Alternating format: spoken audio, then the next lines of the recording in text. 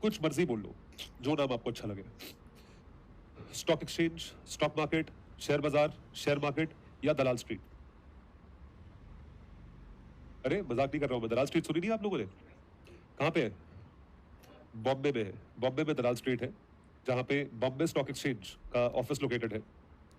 उसकी पहचान ये है कि वहां पे एक ना टिकर चलता रहता है। टिकर समझते हो? एक टिकर जैसे टीवी के नीचे टिकर चलता रहता है, जिसमें न्यूज आती रहती है। हाँ, हाँ, मतलब उसमें रेड और ग्रीन दिखाते हैं शेयर प्राइसेस को, तो उसमें ना टिकर चलता रहता है। तो वहां पे ऊपर टिकर चलता है, इतना बड़ा टिकर है, कॉन्स्टेंटली चलता रहता है।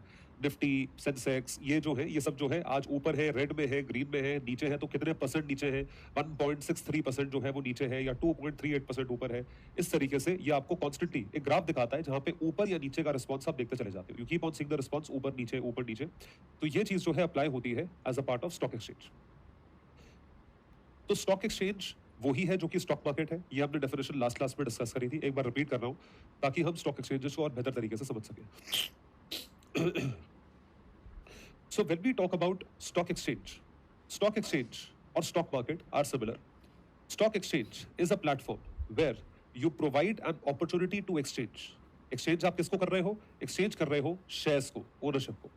तो एक ऐसा प्लेटफॉर्म जहां पे ओनरशिप को एक्सचेंज करा जाता है बिटवीन इन्वेस्टर एंड इन्वेस्टिंग, और between company and investing, company and investor, company and share holder. इस पूरी चीज का जो ट्रांजैक्शन है स्टॉक एक्सचेंज पे, वो यहाँ पे लिस्ट किया जाता है। It is listed over here. तो जो भी शेयर्स कंपनी ने इशू करे हैं स्टॉक एक्सचेंज पे, वो सारे के सारे शेयर्स जो है वो शेयर होल्डर परचेज कर सकता है। It is available for share holder to purchase. और एक बार शेयर्स इशू हो गए तो अब जो है शेयर होल्डर अपने सेकेंडरी मार्केट में इसके थ्रू ट्रेड करता रहेगा। He will be trading it through this और through this mechanism which is called as secondary market transaction. तो स्टॉक एक्सचेंज है और शेयर होल्डर आपस में ट्रेड करते रहेंगे। अब सवाल ये उठता है कि मैंने कंपनी बनाई। कब बनाई कंपनी? सन 1830 का टाइम चल रहा है, 1830। ऑलमोस्ट 200 साल हो गए उस बात को। 1830 के जमाने में आप एक कंपनी बनाते हो। अब कंपनी को बनाने के लिए भी पैसा चाहिए, उसको चलाने के लिए भी पैसा चाहिए, कोई भी काम करने के लिए आपको एक्सपेंशन करना है उसके लिए भी पैसा चाहिए, डाइवर्सिफिकेशन के लिए भी पैसा चाहिए। तो पैसा रेस करने के दो जरिए होते हैं।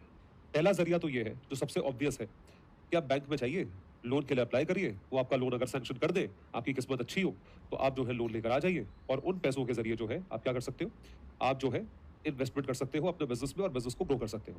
ये तो बड़ी ऑब्वियस चीज है, दिस इज देयर। इसमें प्रॉब्लम क्या है? बहुत सारी कंपनीज को आसानी से लोन उपलब्ध नहीं होगा। उसका रीजन ये है कि लोन की वैल्यू पे डिपेंड करता है कि आप कोलैटरल क्या दे सकते हो, और मेजॉरिटी लोग कोलैटरल नहीं दे सकते।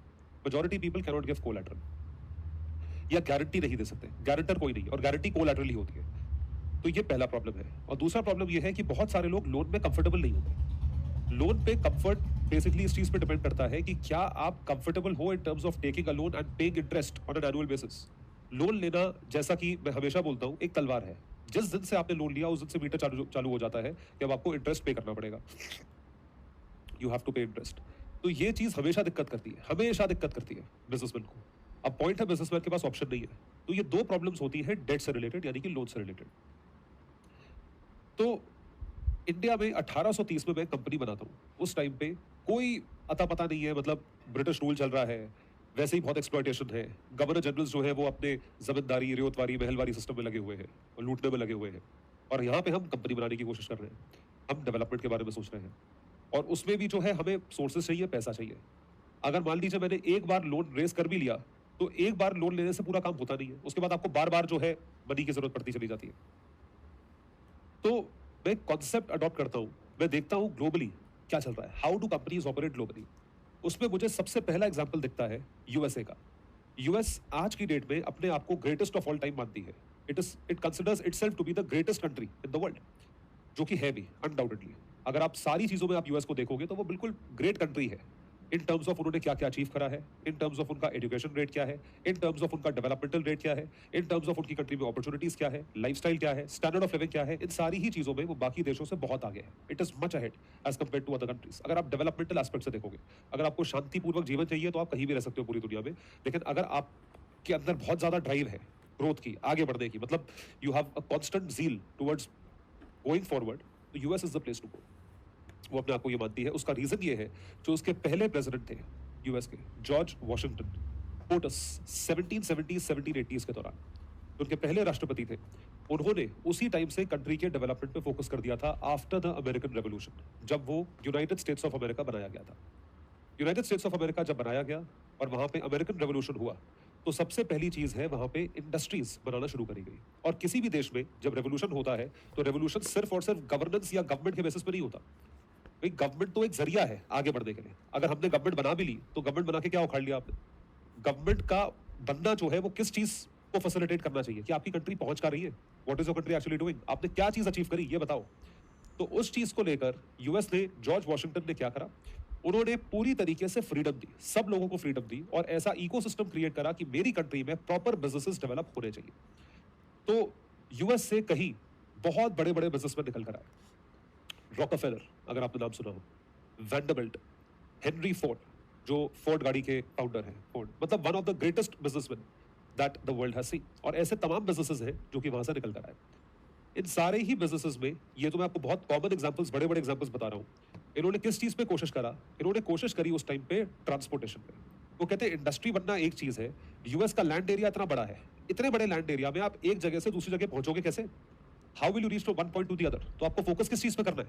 Logistics, supply chain, distribution, transportation, किसी भी नाम से बोल लो, एग्रीकल्चर में हमने पढ़ा था। तो जब इन चीजों को अप्लाई करा जाता है, इन चीजों को देखा जाता है, तो उसमें जो भी डिस्ट्रीब्यूशन को अप्लाई किया गया है उसके तहत इन्होंने railway lines, tracks, airports, roads बनाना शुरू करी कि आप ट्रांसपोर्टेशन कर सके।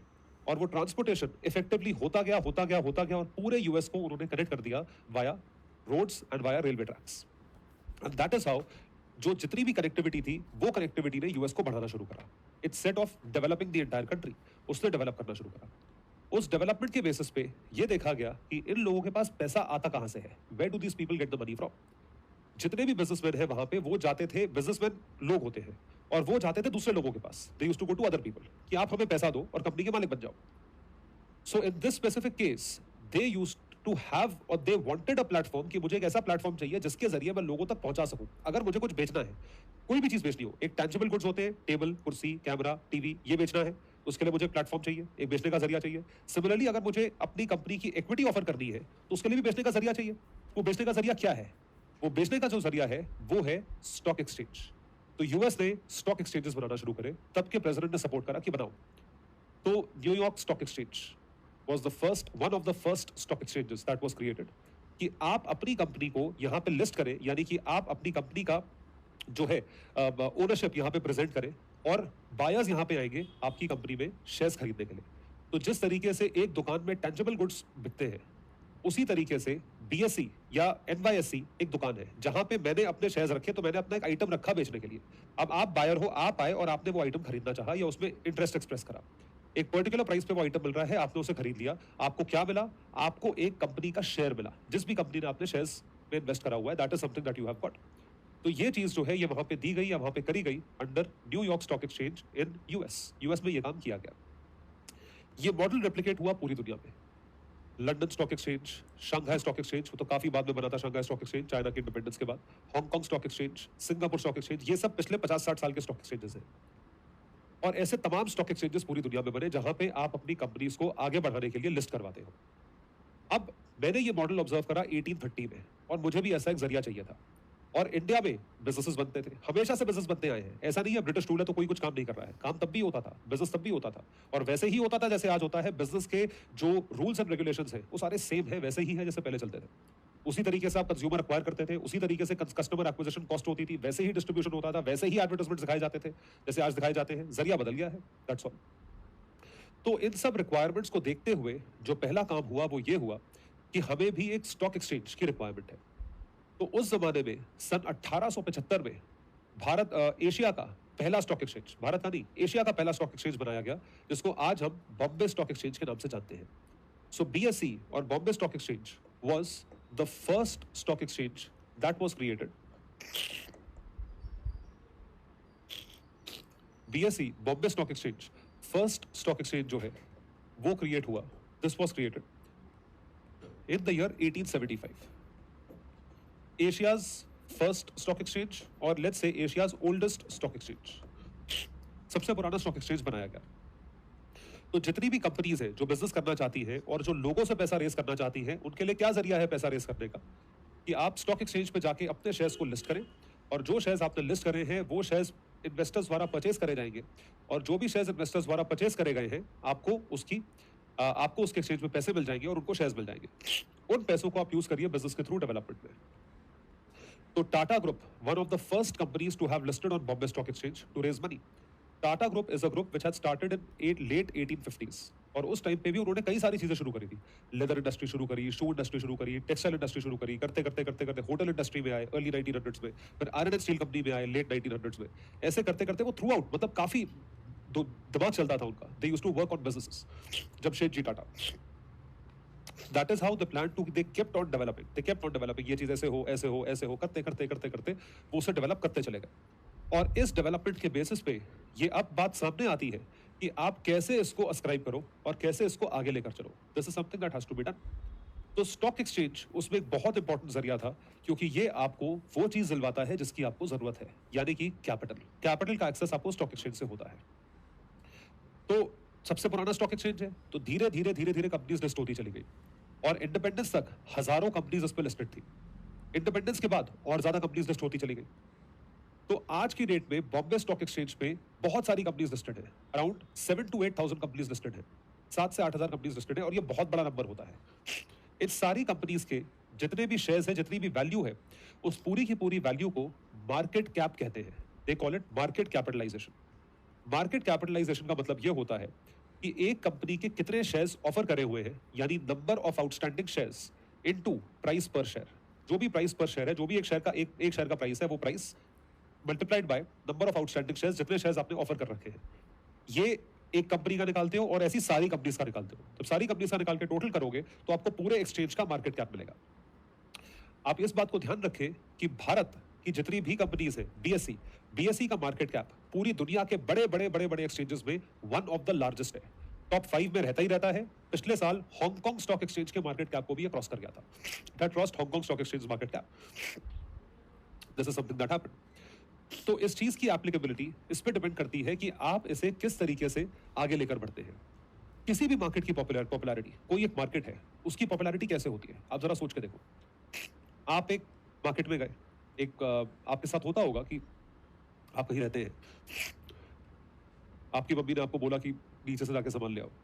आप उतरे, आपने कुछ सामान खरीद लिया, आप चले गए। फिर आप अगले दिन फिर उतरे, फिर कुछ सामान खरीदा, चले गए, फिर उतरे, फिर सामान। जो रोजमर्रे के आइटम्स होते हैं वो आपको एक जगह पता होता है कि यहाँ पे ये चीज मिल जाती है। अब आपको बल्क में कुछ खरीदना है, बहुत सारी चीजें खरीदनी है। तो ऐसा कई बार होता है कि हम बोलते हैं कि चलो ये सारे आइटम्स हैं, ये हमें एकदम यही नहीं मिलेंगे, लेकिन आप ये बता दो क्या क्या लेना है, मैं थोड़ी दूर से जाके ले आऊंगा, एक बड़े मार्केट में, बड़े बाजार से जाके ले आऊंगा। एक बाजार, एक मार्केट प्लेस जो कि थोड़ा बड़ा है, जहां पे इकट्ठे सारा सामान मिलता है। समझ रहे हैं? तो जब आप उस बाजार के पास जाते हैं या उस एरिया में जाते हैं जहां पे कई सारी शॉप्स होंगी, कॉम्प्लेक्स हुआ या बिग बाजार हुआ या कुछ भी हुआ, आप वहां पे क्यों जाते हैं? क्योंकि वहां पे बहुत सारे आइटम्स की अवेलेबिलिटी होती है, इस बात की गारंटी होती है कि यहां जाओ तो आइटम मिल जाएगा। समझ रहे हैं आप? So when you talk about this availability of item anywhere, कहीं पर भी आइटम की अवेलेबिलिटी की आप बात करते हो कि आप जाइए और कहीं भी आपको वो आइटम उपलब्ध मिल जाएगा, तो वो जो मार्केट प्लेस है, उस मार्केट प्लेस में सारी चीजें होती है। All the items are available. एक किराने का स्टोर आपके घर के नीचे है वर्सेस 5 किलोमीटर दूर आपके घर से एक मार्केट है जहां पे 10 दुकानें हैं। वहां पे आपको पता है एक बार मार्केट में घुसो, सारा सामान लेकर निकलो। उसी तरीके से स्टॉक एक्सचेंज भी वैसा ही मार्केट है। आप एक ऐसे स्टॉक एक्सचेंज में जाना चाहते हो जहां पे आपको मेजॉरिटी कंपनीज के शेयर्स मिल जाए, जो तुम्हें परचेज करना है वो वहां पे मिले, जो सामान तुम्हें चाहिए वो वहां पे मिल जाए। तो बॉम्बे स्टॉक एक्सचेंज उन चंद स्टॉक एक्सचेंजेस में है पूरी दुनिया के जहां पे आपको मेजॉरिटी कंपनीज के शेयर्स मिल जाएंगे। इंडिया और ऐसे कई सारी फॉरेन कंपनीज हैं जो भी इसमें लिस्टेड है, जिनके शेयर्स हमें अवेलेबल मिल जाएंगे। और प्लस इंडियन कंपनीज इतनी सारी है क्योंकि इतना पुराना स्टॉक एक्सचेंज है, तो जितना पुराना स्टॉक एक्सचेंज उतनी ही सारी कंपनीज। तो करते करते करते करते आज तक, जैसा मैंने आपको बताया, 6, 7, 8,000 कंपनीज हैं जो कि अपने शेयर्स को इस पे लिस्ट करवा के रखती हैं और इसके थ्रू हम भी मार्केट में इन्वेस्ट करते हैं। We invest in this market. अब सवाल ये उठता है कि इस मार्केट में जो इन्वेस्टमेंट हम करते हैं, उस इन्वेस्टमेंट को किस बेसिस पे करा जाता है? How is that investment done? बहुत जरूरी सवाल है। आप एक मार्केट में गए, आपको पता है कि भाई हम एक मार्केट में जा रहे हैं, उस मार्केट की रेपुटेशन खराब है। रेपुटेशन कैसे खराब होती है मार्केट की? कि फॉरफिट्स मिलते हैं, गुड्स ठीक ठाक नहीं मिलते हैं, नकली गुड्स मिलते हैं, पुराना सामान मिलता है, वापस नहीं करते हैं, या वो नेबरहुड या वो जगह जो है वो गलत जगह है। तो ये मार्केट की रेपुटेशन डिसाइड करता है। सिमिलरली स्टॉक मार्केट की रेपुटेशन डिसाइड करता है उसकी परफॉर्मेंस, और उसकी परफॉर्मेंस जज करी जाती है by a specific index. Bombay stock exchange का इंडेक्स है सेंसिटिविटी इंडेक्स, उसे हम कहते हैं सेंसेक्स। सेंसेक्स एक ऐसा इंडेक्स है जिसके जरिए मैं जज करता हूं कि मेरा एक्सचेंज या मेरा मार्केट किस तरीके से फंक्शन कर रहा है, how is my market functioning और how is my stock exchange functioning.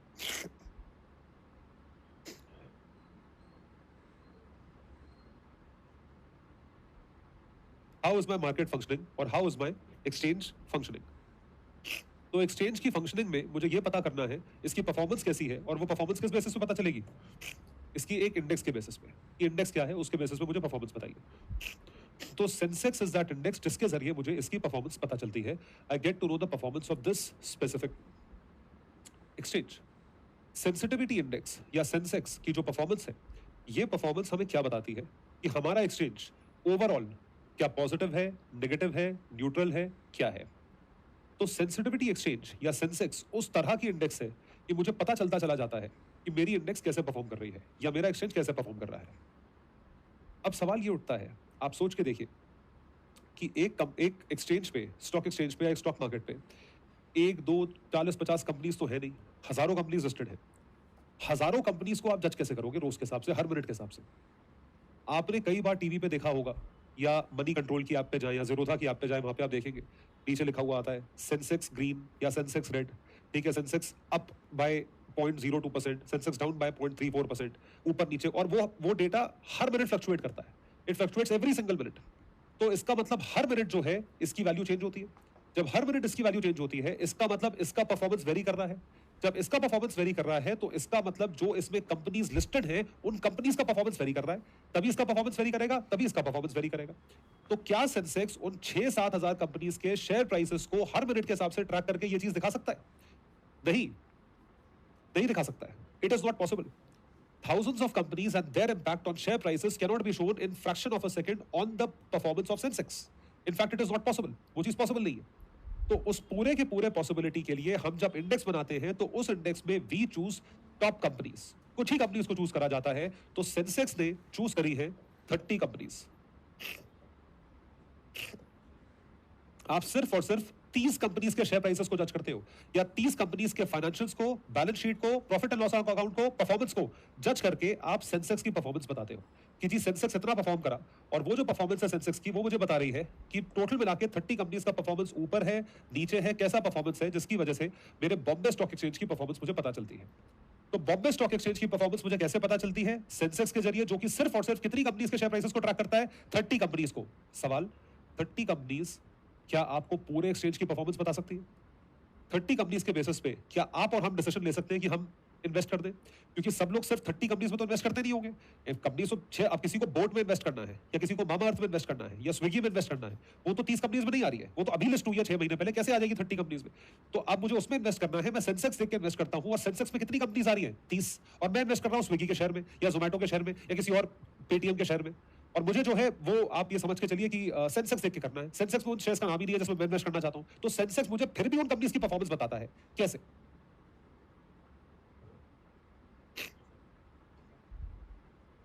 जी, तो इसको चूज कैसे करा जाता है? मतलब 30 कंपनीज की चॉइस कैसे करी जाती है? How do you choose these 30 companies?